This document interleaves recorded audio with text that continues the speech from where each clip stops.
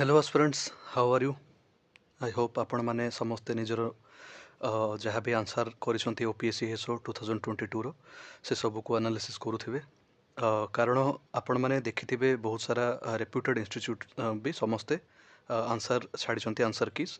आउ मु जहाँ देखिली बहुत सारा आंसर कीज रे जहाँ भी कौन सी भी इंस्टीट्यूट हो समस्तंकर बहुत सारा भूल रोचे। तो आपण माने सेतिकिरे श्योर हो पारिबेनी जे आपणकर एक्चुअल मार्क केते आछे। तो से मु डिसाइड करछि मु जेतिके ही पाला एक्यूरेसी रे 100% एक्यूरेसी सहित ट्राई करिकि आपनको नेक्स्ट वीडियोस रे ईच पेपर रो आपनको आंसर की दे देबी सो दैट आपण माने जानि परिबे जे आपणकर एक्चुअली केते मार्क रहउछि। आउ जेहेतु ओपीएससी एसरो हमरो जहाँ भी आंसर की छाड़े सी रिजल्ट बाहरला परे last time छाड़िथिला Bodhe this time मध्य सेमिति करि पारे किछि कहि होबनी मे बी 15 डेज 1 मंथ पर छाड़ी पारे सेटा पर देखा जिवो। किंतु जहाँ भी गोटे उत्सुकता रोचे जहाँ भी गोटे क्यूरियोसिटी रोचे जे आपणकर एक्चुअली केते मार्क आसुची सो दैट एस्पिरेंट माने कौन करिवे ना निजर स्किल टेस्ट में प्रिपरेशन करिवे कि नाही केमिति करिवे केते मार्क आसले करिवे से सब क्वेश्चन रोचे। तेणु ए वीडियो रे मु गोटे लॉजिकल एनालिसिस करिवी जे एटा प्रेडिक्शन नुहे वीडियोटा कट ऑफ प्रेडिक्शन नुहे कारण प्रेडिक्शन सब बेले ठीक हेबे बोली माने नाही। प्रेडिक्शन गोटे लॉजिकल बेसिस रे हेले सेटा भलो हबो आउ प्रीवियस ईयर रो कट ऑफ को देखिकी कंपटीशन को देखिकी आउ लेवल ऑफ क्वेश्चन को देखिकी मु जहाँ भी आपन को कहबी कौन रेंज रहइबो कौन रहइबो। आउ ता पूर्वर आउ गोटे कथा कहि दिए जे सब बेले जेहेतु एएस आमर कौन हुए ना बहुत वर्ष पर आसे एमती नहीं कि प्रति वर्ष आसे रेगुलर जदि सेटा प्रति वर्ष आसथिले आमे जानि थांतु जे हाँ गोटे तार बेसिस को लेकिन गोटे जिनस को स्टैंड पॉइंट देखिकी आमे कहि पारथंतु एतिकी कट ऑफ जाय पारे। तो एटा तो एएस आमर प्रति वर्ष आसेनी आपण माने जानिछंती केबे आसे। तेणु कौन सी भी प्रेडिक्शन को आपण माने 100% बिलीव करबा उचित नुहे। आपण माने निजर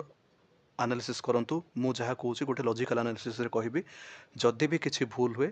जदि भी किसी एपट सेपट हुए तो सेटारे किसी दोष ना बोली भावुची कारण बहुत जन बहुत किसी एनालिसिस करती किंतु गोटे जिनस को मोर ऑब्जेक्शन अच्छी बहुत जन मिसिकी बहुत इरेलेवेंट एनालिसिस करती जमीती कि मु शुणुली किसी बहुत रेप्यूटेड इंस्टीट्यूट माने मु देखुली जमीती कि 285 प्लस 265 प्लस जी सब कट ऑफ रही कहते आउ किसी जन कहते 200 बिलो रही देखूँ मु जहाँ भी आपको एनालिसिस करी कहबी से सब हम रियलिटी बेस्ड रियलिटी को बेस करके आपन को कहबी ना आपन को मिछरे बस मोटिवेट करने कहबी ना आपन को डरैबा किसी कहबी मते जहाँ फील होची आ मु एक्सपेक्ट करछि आपन माने एक्चुअली जहाँ मते फील होची मोर ओपिनियन जानी चाहूथिबे तेणु मु आपन मानकु सही बेसिस रे ही कहबी। तो देखंतु आमर क्वेश्चन लेवल कौन रही है वर्ष 2022 एस रे आमर क्वेश्चन लेवल जदि सतरे कहबाकू गले एक्सट्रीम लेवल को पड़ता जमीती कि इंग्लिश इंग्लिश आपणकर बहुत इजी आसला बहुत माने बहुत इजी आउ जीके जीके आसला आमर जीए पेपरटा जोटा 100 मार्क्स रो सेटा एते कष्ट आसला जे इवेन यूपीएससी लेवल रो माने ओपीएससी लेवल रो जो माने प्रिपरेशन करथियो से माने भी क्वेश्चन देखले कहबे कष्ट बोली। तो आपण को कही हबनी जे इंग्लिश सहज आसला ता माने नै कि इंग्लिश रे जतिके भी मार्क आछि समस्ते 100 ରୁ 100 आनी जी भी जन अपेयर कर भी जन कहते इंग्लिश पूरा सहज आसता मैंने ना कि इंग्लिश समस्त 95 90 आनी सेमती किसी ना। देखो इंग्लिश जदि आपण सपोज गोटे पिला इंग्लिश 100 मार्क्स रू आउट ऑफ 100 अटेम्प्ट कर तो सपोज एमती नुहे कि इंग्लिश इजी आसी माने गोटे एवरेज पिला कथा कहूँ जदि इंग्लिश तार भल भी हुए टिके भी ताहार मध्य सिली मिस्टेक होगी प्रेसर मध्य से जहाँ भी सिचुएसन अच्छी से मध्य एटलिस्ट किसी ना भी 15टा पाखापाखि तो भूल हो जाए ही हो जाए केते भल पिला हेले मध्य हाँ एक्सेप्शनल थांती जो मैंने कि 4टा कि 5टा हार्डली भूल करती किंतु जो मैंने भी कहते कि इंग्लिश बहुत इजी आसला मुझे कहवाक चाहूँगी इंग्लिश हाँ इजी आसला किंतु एमती नुहे कि इंग्लिश रे समस्ते 95 90 एमती स्कोर करदे से सब को भूली जातु कारण केते इजी आसते आपणकर जमी आर्टिकल रहा आपणकर जमी पार्ट्स ऑफ स्पीच थिला पार्ट्स ऑफ स्पीच कथा छाड़ू आर्टिकल रू ही बहुत पिला भूल करथिबे कोठी ए लागिबो कोठी दी लागिबो आउ आपणकर कोठी आपणकर जहाँ भी प्रिपोज आर्टिकल रहिबोनी तो से सब रे कन्फ्यूजन ही बहुत सारा क्वेश्चन भूल जाइथिबो आ माने नै कि 100 रू 100 जाक क्वेश्चन सहज थिला एमती 5 to 7 क्वेश्चन एमती थिला जोटा कि हार्ड भी थिला, hard in the sense moderate to hard. तो मु आपण मानक एति कहबा चाहूँगी जे जेतिकी गुजब चलची माने इंग्लिश पूरा सहज आसला और जीएस पूरा कष्ट आसला। पूरा कष्ट माने एटा नुहे कि आपणकर जीएस रे पिला 1-2 आनिबे। हाँ एक्चुअली देखिया गले 1-2 मार्क भी आनिसंती पिला, किंतु प्रकृत रे कथा कोन, प्रकृत रे कथा एटा जे जीएस रे जदी फैक्ट कथा जदी कहया गले 25+ जणे जदी भी स्कोर करूछि जीएस रे तो सेटा भलो स्कोर बोली एबे धरा जिवो एही वर्ष। कारण जीएस रो लेवल बहुत हार्ड थिला, मु जेमिति कि आपनको आगुरु कहली। तो जीएस लेवल आपण जानले, इंग्लिश लेवल आपण जानिले, आउ बाकी रहिला ओडिया। जो माने भी कहउछन्ते ओडिया बिल्कुल सहज पड़थिला, ओडिया लास्ट टाइम रो क्वेश्चन देखि कि प्रेडिक्टेबल थिला। तो तेणु ओडिया रे जी मध्ये 90+ आन देबे किंबा 85+ आन देबे। मु आपनको गुटे कथा कहउछि, ओडिया रे जदी जेउ माने मध्ये ओडिया रे ना 865+ 65+ जो माने भी ओडिया रे स्कोर करछन्ते सेटा बहुत भलो स्कोर। जदि आपणकर ओडिया रे 80 रहि जाउछि माने आपण जान दियंतु आपणकर सिलेक्शन चांस बहुत बढ़ी जाउछि। कारण ओडिया रे 80 मार्क केते सहज नुहे। बहुत सारा क्वेश्चन एमिति थिला जोटा कि संधिरु भी आस्थिला, समासरु आस्थिला, आपणकर जेतिकी सबु इभेन आमर भोकाब जहाँ अच्छी प्रतिशब्द विपरीत शब्द भ्रम संशोधन से एमती किसी क्वेश्चन थिला जोटा कि किसी डाउट पकाए। आउ जमीती गोटे क्वेश्चन आसला ट्रिक रे पचार सी ओडिया कथा जदि कहबी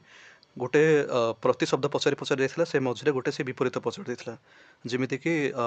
सॉरी विपरीत पचारिथिला मझिरे गोटे प्रतिशब्द पचारि देइथिला। जेमिति गोटे क्वेश्चन होउछि हमर से क्वेश्चनटा मते मने पड़ुनी। हाँ स्थावर, स्थावर से पचार आमर कौन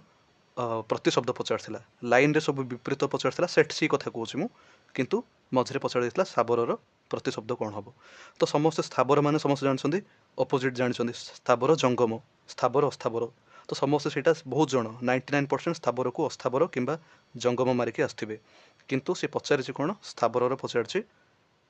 प्रतिशब्द कौन हम। तो सेमिति बहुत जन भूल कर, बहुत जन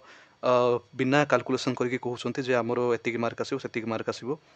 प्रथम कथा मुझे आपको कहवाक चाहूँगी, जो मैंने भी प्रेडिक्शन कर जो मैंने भी निजर मार्क को सब वीडियो तले कमेंट करके कहते, मुझे कहूनी कि समस्ते भूल कहते, किंतु बहुत जनकर इंटेंशन ठीक ना, से मैंने आपको डिमोटिवेट करने को चाहती। बहुत जन लिखे 260+ एनी चांस, बहुत जन लिखे 280+ एनी चांस। एमती देखु प्रकृत में जी 260+ आने,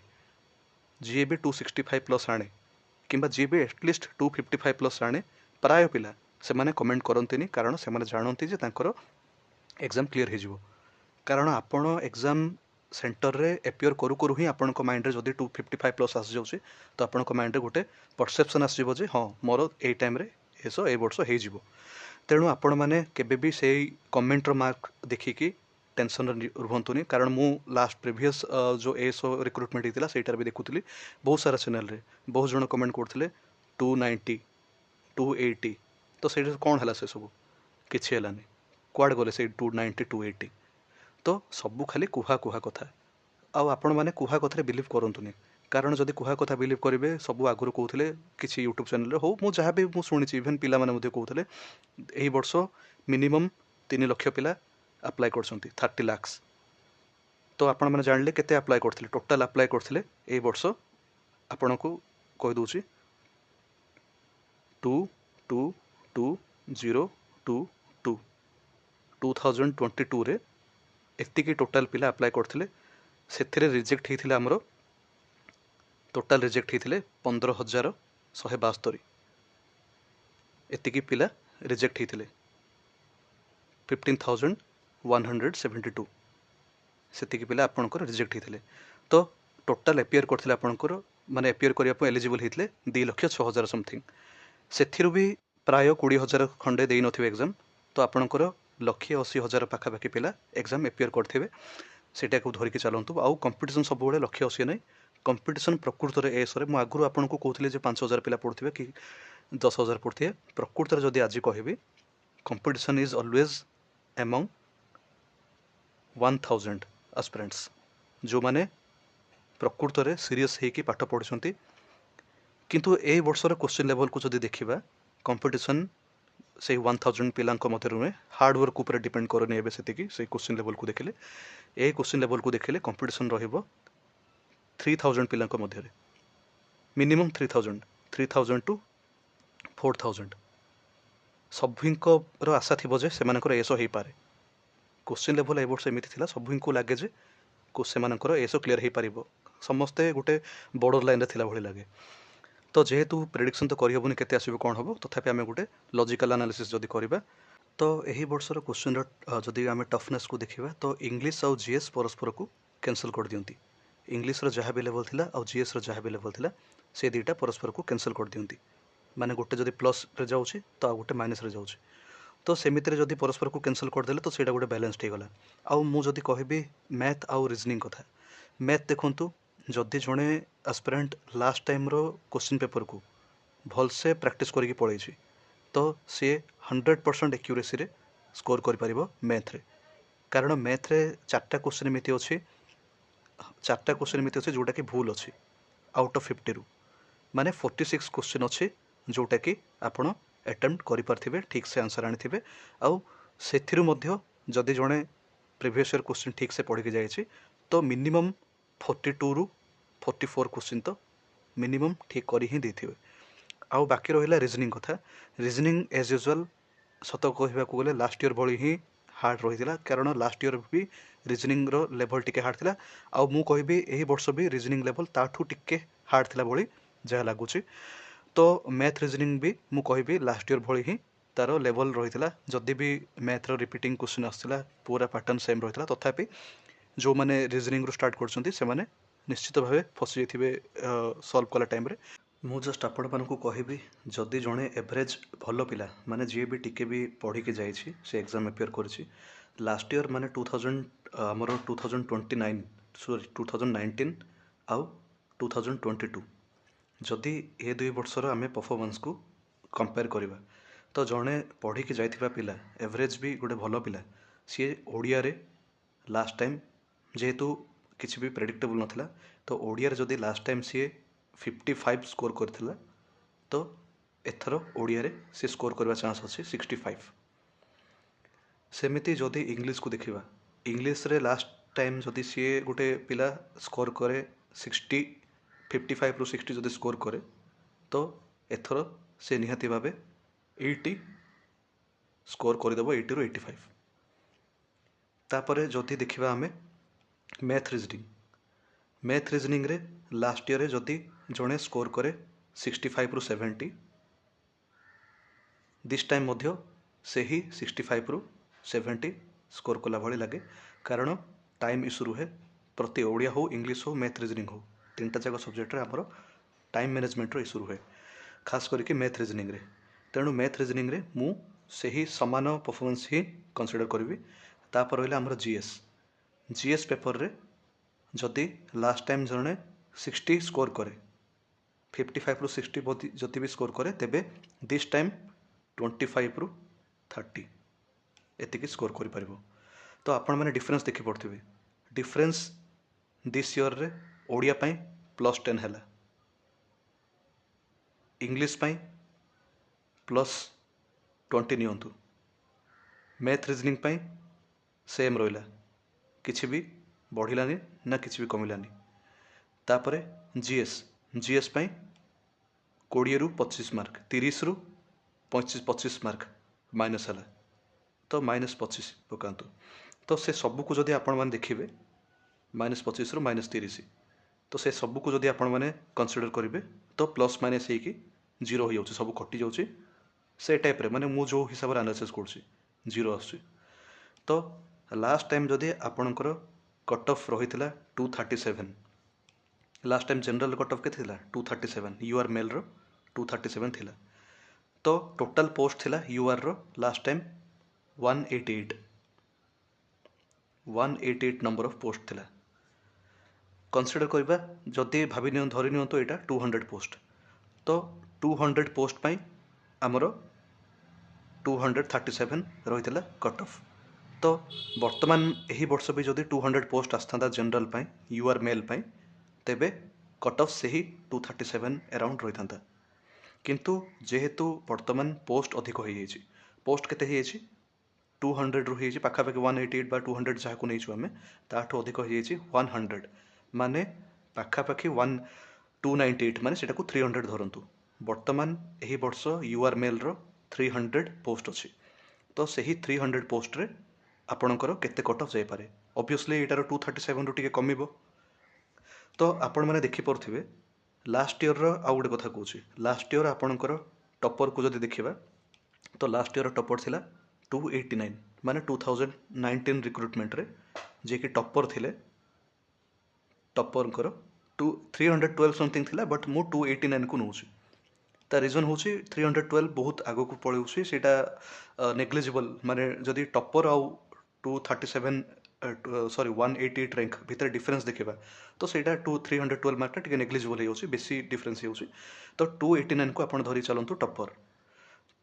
ତ ଯିଏ ଏକ ର୍ୟାଙ୍କରେ ରହିଥିଲେ ସେ 289 ଆଉ ଯିଏ 188 ନମ୍ବର ରହିଥିଲେ ମାନେ 200 ଧରିକି ଚାଲନ୍ତୁ ଏଇଟାକୁ ଲାଷ୍ଟ ର୍ୟାଙ୍କ ୟୁଆର୍ର, ସିଏ ମାର୍କ ଆଣିଥିଲେ 237 କଟ୍ ଅଫ୍ 237 ମାନେ ୟୁଆର୍ ମେଲ୍ ଆଣିଥିଲେ 237 ଲାଷ୍ଟ ର୍ୟାଙ୍କ। ତ 237 ର୍ୟାଙ୍କ ଆଉ 237 ମାର୍କ ଆଉ 289 ମାର୍କ ଏମାନଙ୍କ ଭିତରେ ଡିଫରେନ୍ସ ହେଉଛି 52 ମାର୍କସ୍। ତା ଅର୍ଥ ହେଉଛି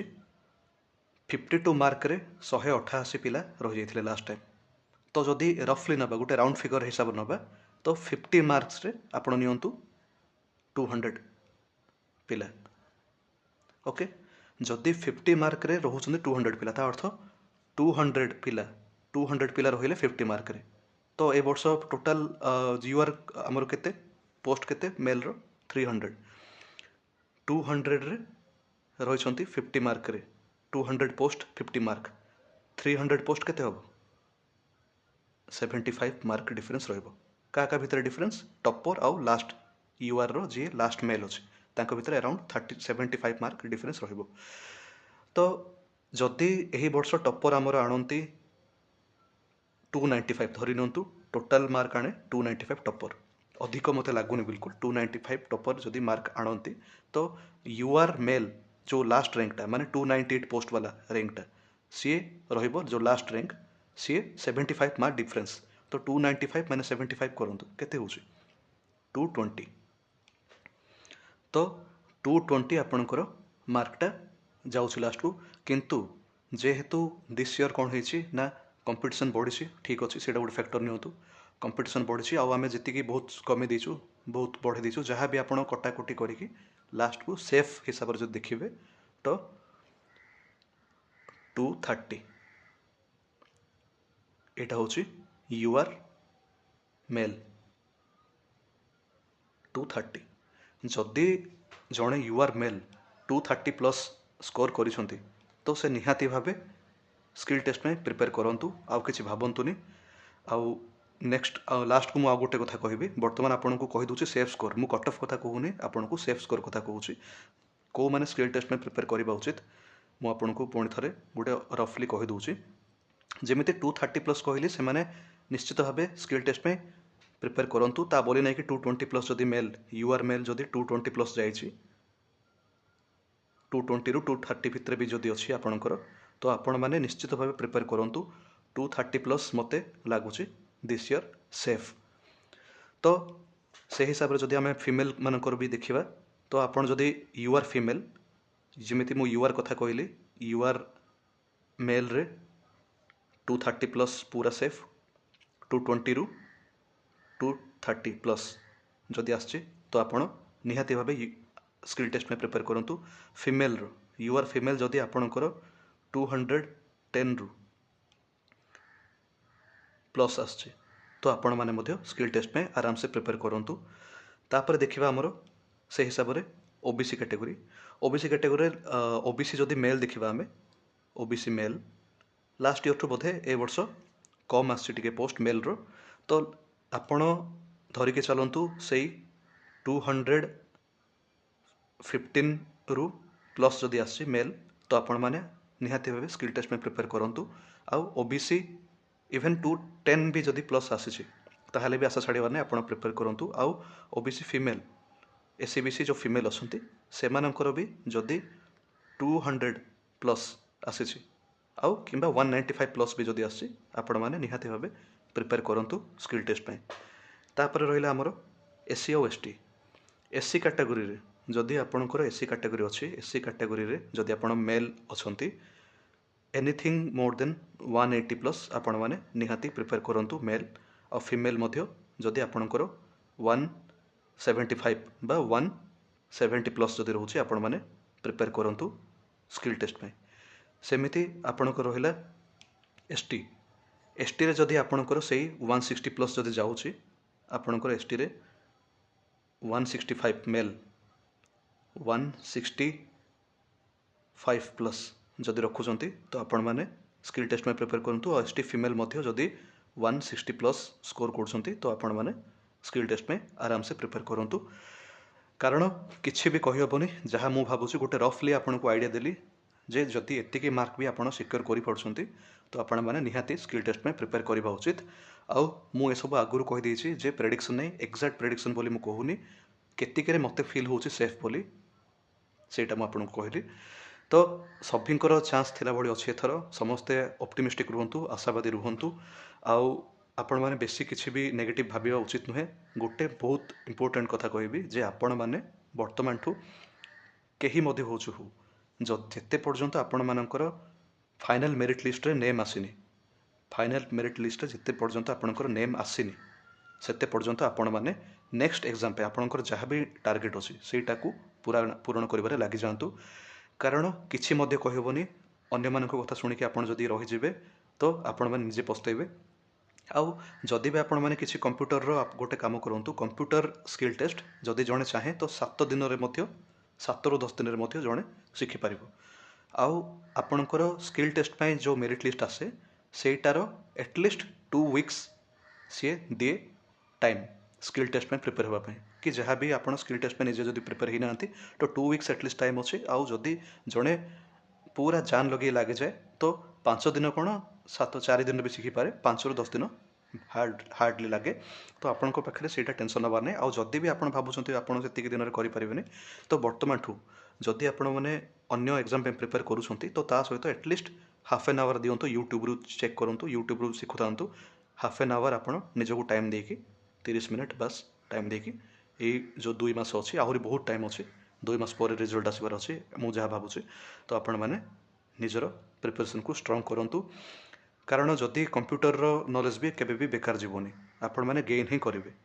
तो मोर पुणी थे सजेसन रुझे भी आपन को कही मार्क सेतिकी जदि रेंज रे आपन को आसूची तो आपण मैंने निहाती भाव प्रिपेयर करेंगे स्किल टेस्ट पे ताठ मध्य जदि कम आसूची आपण को मन कौच ना मु ए वर्ष प्रिपेयर करवा उचित स्किल टेस्ट में तथापि आपण मैंने प्रिपेयर करूँ मो कथा को 100% बेदरगार बोली भावंतुनी कारण कट ऑफ क्षेत्र में भगवान मत भूल ही पारती जहाँ मत फिल हो तेणु मु आपण को बस गोटे सेफ स्कोर कहली जे आपण मैंने एतिकी जदि मार्क ऊपर आसे तो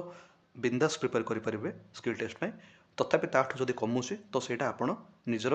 विवेक को पचारिकी प्रिपेयर करूँ आ मो हिसाब से जी 200 प्लस आणुंट से निहाती भाव प्रिपेयर करवा उचित स्किल टेस्ट पे कारण स्किल टेस्ट में प्रिपेयर कर माने किसी आप शिखुंट आ शिखवाटा किसी भी खराब नुहे तो 200 प्लस जदि आपण मैंने कौ कैटेगरी भी जदि स्कोर करुँच तो आपण मैंने प्रिपेयर करूँ स्किल टेस्ट पे यहाँ हूँ मोर फाइनाल कंक्लूजन किंतु मु जहाँ भी मेल पाई कहली यू आर मेल पाई 230 प्लस